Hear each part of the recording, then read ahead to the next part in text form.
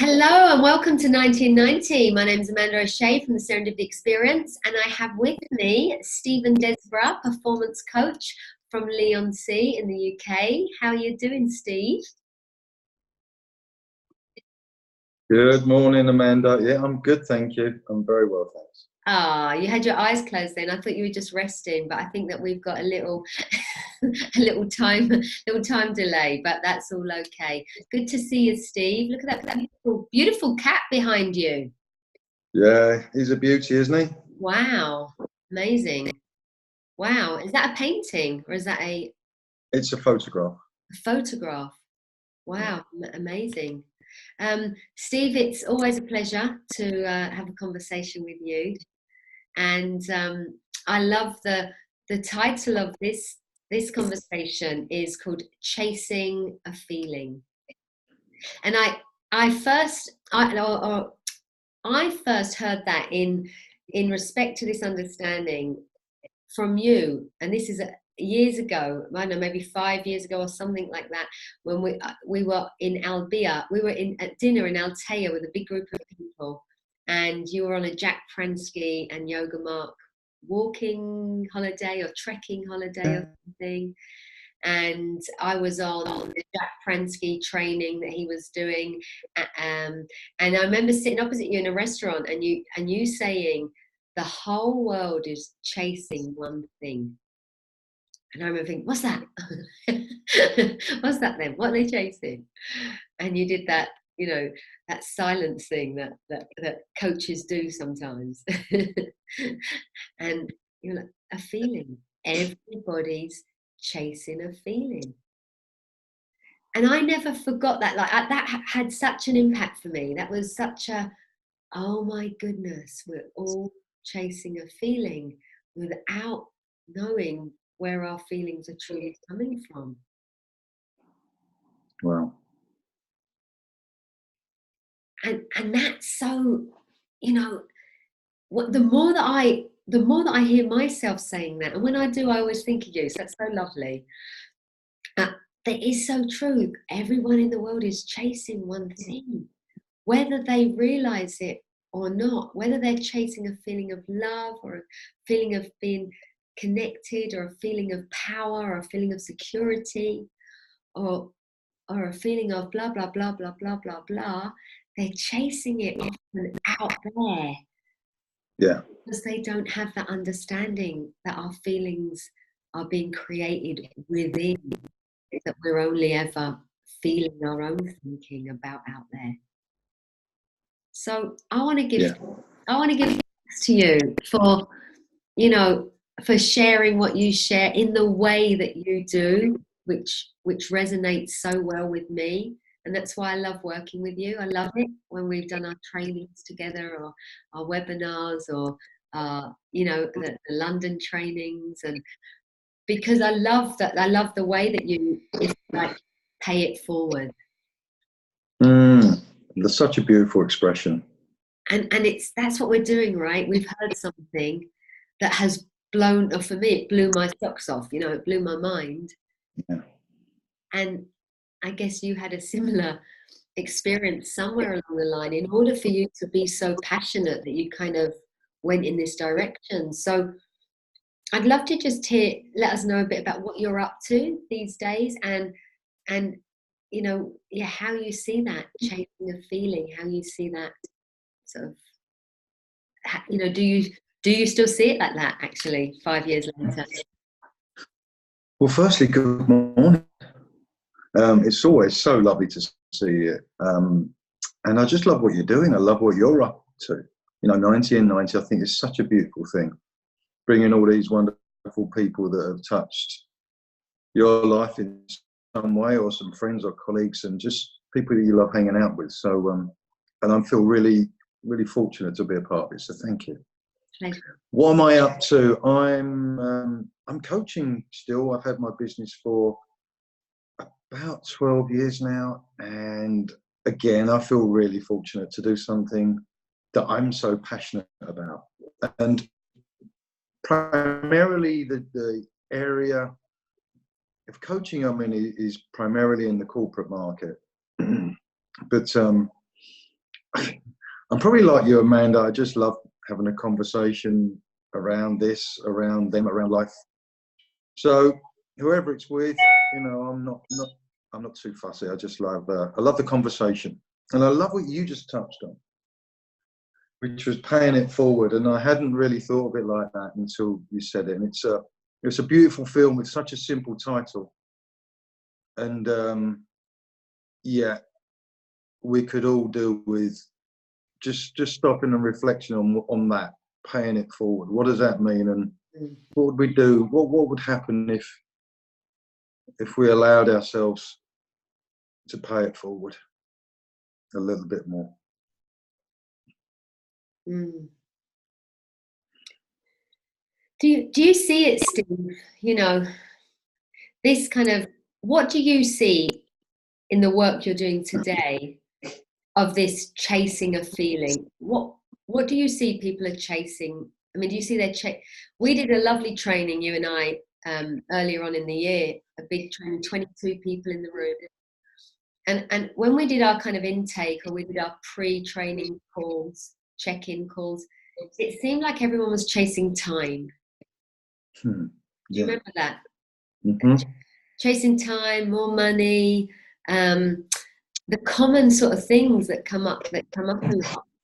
But actually looking at, like, well, what were they really chasing? If they had more time, what would that mean? Blah, blah, blah. You know, what is it they were really chasing? Yeah. And I think peace of mind comes up a lot. What people really want is to be a bit more peaceful, to not feel so rushed, to not feel so so restricted by spending so many hours at work or on the computer screen or blah blah blah. But what do you see as cropping up in the work that you're doing? What does it look like people are chasing? What feelings are they chasing? Well, what came to my mind, Amanda, as you were talking, was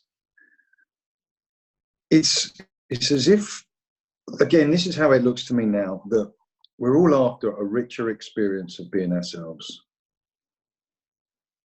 I want a richer experience of being Stephen Desborough, and we think, or I used to think, and still obviously get caught out on a regular basis, excuse me, that something is going to allow me to have that richer experience. I need something to be different for me to have a richer experience of being me. Something needs to change, somebody needs to change, I need to change something. And the more and more I kind of get curious is to see it's already there.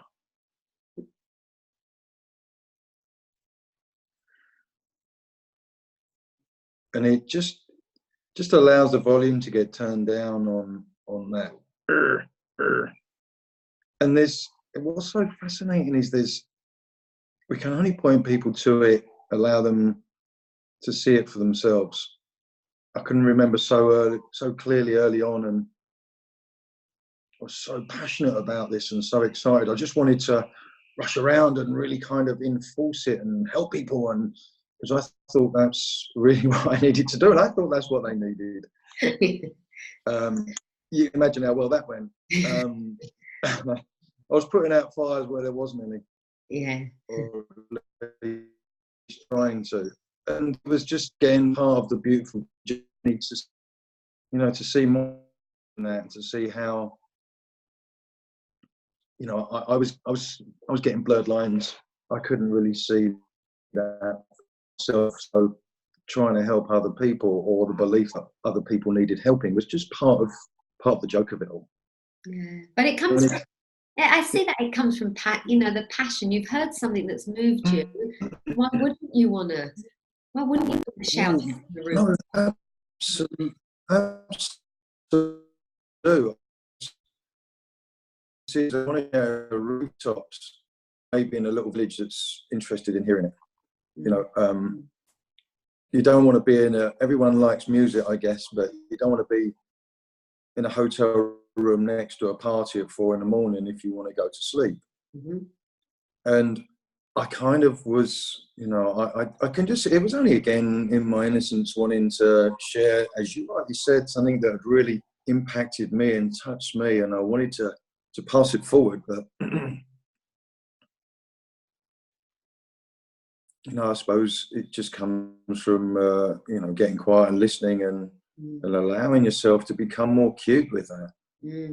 And there is somewhere like that. It is, we're like, more the fool that tries to tries to convert somebody that doesn't want to listen or whatever, like, so, and I see that because I'm very much like, oh, this would be so helpful for people. This would be so helpful. Like, I think but actually it is that, just passing it on one person to one person, or people listening to a little recording like this, or you don't have to be talking about the principles or the understanding, or it's just being in that presence of love and being light. That's come up a few times on these conversations.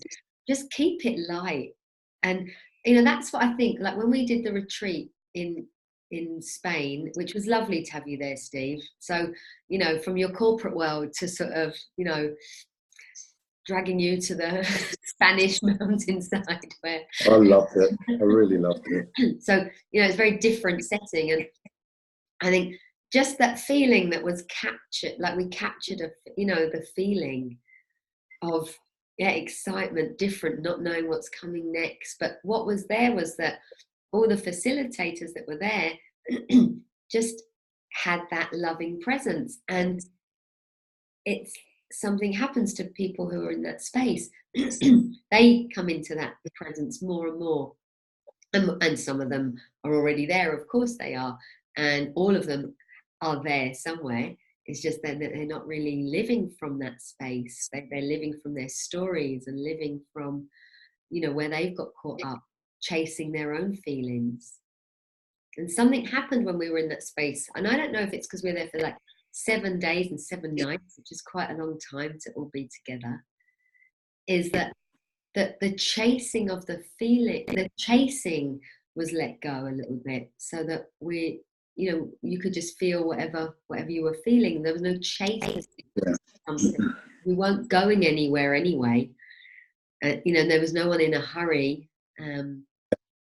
And I mean, that's not true. Maybe people were chasing a strategy, or chasing what am I going to do?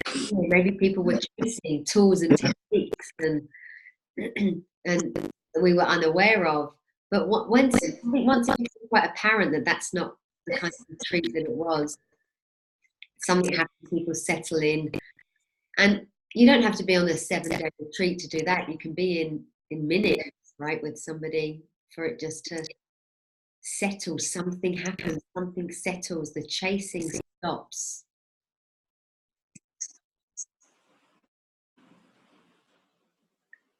Yeah. We kind of just fall of what we think we want and what we think we need and what we're up against. And it can happen just for the shortest time ever, just for a split second, and it's like the world just changes in that split second. And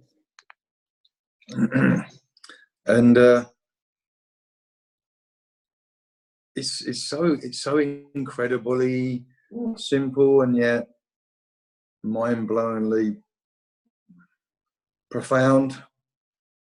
It's already there. That was I couldn't understand that. I couldn't, what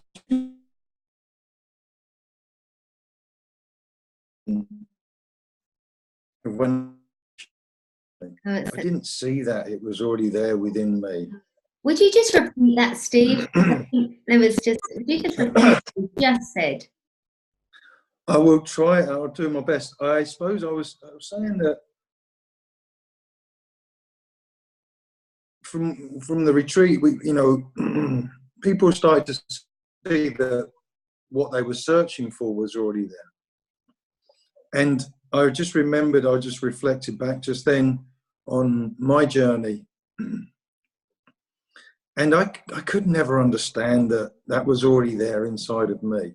That's already who I was. I always thought that I was the exception. Oh, they must mean somebody else, or they don't really know me, or there was that it's just that capacity to think that I was separate, I was different, and and so that was kind of a bit frustrating for me to think, well, it was already there, it's already inside of Stephen Desborough. Well, where is it, who is it, and that would allow my analytical mind to speed up more, as I was pretty good at. And on the retreat, and when you and I sit with people, we just allow them to kind of fall out of that, and just for a split second we kind of see ourselves beyond that, who we are beyond that, and just maybe get that glimpse that it really is already there. Yeah. Everything we're searching for. And so I started to maybe see a little glimpse of that, and then my mind would then go, but where's it gone now? And so it was just fascinating. It's just this ever long, beautiful journey of going in and going out, but always knowing that underneath it, it's all good, it's all perfect, it's all as it should be. Right now, we were talking earlier about the rain, and we've got a lot of rain, but there is the sky above the rain that's untouched by the rain, that's beyond the rain. And that's kind of what we point people to, that we're going to have all this emotional weather going on,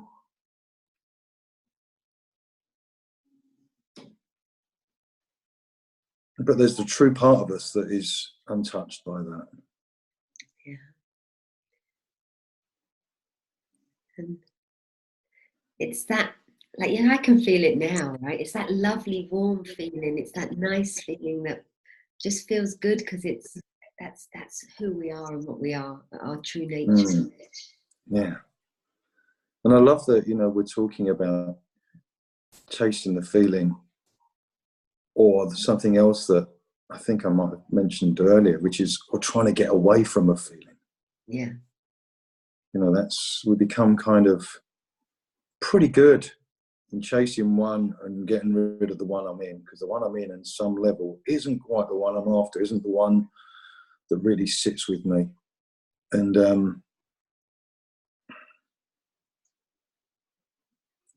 that's fine. It's fine that we get that. But again, it's just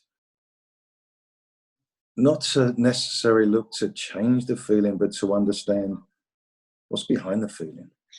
And it is like that. It's like the feelings, that just came to me. The feelings are like, I don't know, shirts hanging up, in the wardrobe. But the feeling of love is the wardrobe, right? And it's like whatever t-shirt or shirt we're wearing, that changes. But the wardrobe is what sort of encompasses everything, and that's our home base. Yeah. And it just feels good. I like hanging out there. It suits me. Yeah. It really suits me. So, Steve, thank you so much for bringing that bringing your love and your warmth and your loveliness to the world and to everything that you're doing. And yeah, it's I'm glad that you're part of the 90 and 90 series. Thank you. Well, Amanda, I feel really blessed, but I'd like to thank you. You're the one who's put this together. Yeah, so again, well done to you, and big love and hugs to you. Thank you, lovely. Mwah, big kiss. Take care. From rainy Spain to rainy Leigh-on-Sea. Lots of love. Love to everybody. Thank you, Steve. Bye, lovely.